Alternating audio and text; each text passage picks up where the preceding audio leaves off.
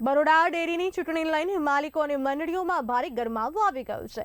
દૂધ મંડળીઓમાં બોગસ ઠરાવ કરાયા હોવાના આક્ષેપ કરવામાં આવી રહ્યા છે। તો ડેરીના ડિરેક્ટર કુલદીપસિંહ રાવલજી પર આરોપ મૂકવામાં આવ્યો છે। જૂના ઠરાવ રદ કરીને નવા બોગસ ઠરાવ અપાયા હોવાનો આરોપ ડેરીના એમડી અને ચૂંટણી અધિકારીને આવેદનપત્ર આપી રજૂઆત પણ કરવામાં આવી છે। તો મંડળીના પ્રમુખ સભ્યોએ ન્યાય આપોના નારા પણ લગાવ્યા છે।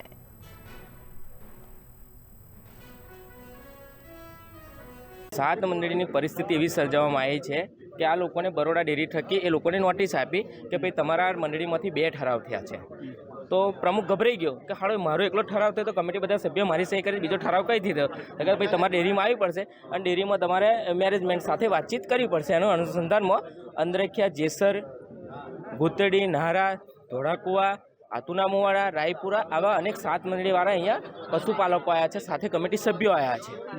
આ એકદમ ભ્રષ્ટ છે, આ એકદમ ખોટી વાત છે અને આ એકદમ કમિટીને બોડીને હેરાન કરવાની આ મોટામાં મોટી પદ્ધતિની રીત છે અને તે ત્યાંના સ્થાનિક ડિરેક્ટર કરી રહ્યા છે। બાકી અમારા સાબલી ઝોનના ડિરેક્ટર રામશી પરમાર છે જ એકદમ પવિત્ર છે, એકદમ ભગવાનનો માણસ છે, ત્યાં કોઈ ટાંકણી પણ એવા જ નથી। તો એક જ મંડળીમાં એક જ ઝોનમાં કેમ આવું થાય છે? ત્યાં 7 ઠરાવ કેમ કરવામાં આવ્યા? તો ડિરેક્ટરને મને લાગે છે કે એમને હારની બીક પહેરી ગઈ છે, એમને હાર ઊભી થઈ ગઈ છે, હારનો ભય થઈ ગયો છે, કારણ એમને બાત પીડી છે સાવલીના લોકપ્રિય ધારાસભ્ય કેતનભાઈ ઇનામદાર સાથે અને કેતન ઇનામદારની ધાકથી એમને પોતાની શક્તિનો ઉપયોગ કર્યો કે હું આવા ડુપ્લિકેટ 7-8 ઠરાવ ભેગા કરી લઉં અને મારા જો 90માંથી 45 થઈ જતા હોય કે 80માંથી 40 થઈ જતા હોય તો ફરી એકવાર ડિરેક્ટર તરીકે ચૂંટાઈને આવો એક ભ્રમના વેમમાં ભૂત કાઢીને પલિત જાય આવા સૂત્રો સાથે આ લોકો આવા ઠરાવ કરીને આ મોટા નાનામાં નાના પશુપાલકોને હેરાન કરી રહ્યા છે, કમિટી સભ્યોને હેરાન કરી રહ્યા છે। આવું ન કરવું જોઈએ, આમને સામને ચૂંટણી લડી લેવી જોઈએ અને કોઈને હેરાન ના કરવો જોઈએ। આજે નોકરી ધંધો બગાડીને આ લોકો આવ્યા છે, પશુપાલકોને ઘાસચારો નાખવાનો છોડીને આ લોકો અહીંયા આગળ આવ્યા છે, આવું ના કરવું જોઈએ।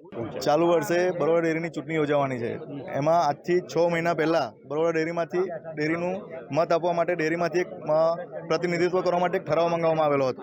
તેની સમય મર્યાદા હતી 25/7/2025 25/7/2025 સુધી ઠરાવ મંગાવવાની છેલ્લી તારીખ હતી। તો અમે અમારી નારા દૂધ મંડળીનો ઠરાવ 25/7/2025ની સમય મર્યાદાની અંદર જમા કરાવ્યો અને એનું ઇન્વર્ટ પણ કરાવ્યું।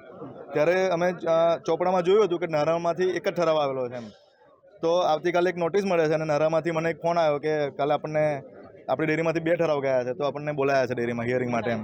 તો અમે વિચાર્યું કે અમે ઇન્વર્ટ કરાવ્યો છે, એની કોપી પણ મેં તમને આપી છે, તો આ બીજો ઠરાવ ક્યાંથી આવ્યો એમ? તેના માટે અમે જિલ્લા registrar, managing director Baroda dairy અને કલેક્ટરશ્રીને આજે એક આવેદનપત્ર અને વાંધો રજૂ કરવા માટે આવ્યા છે।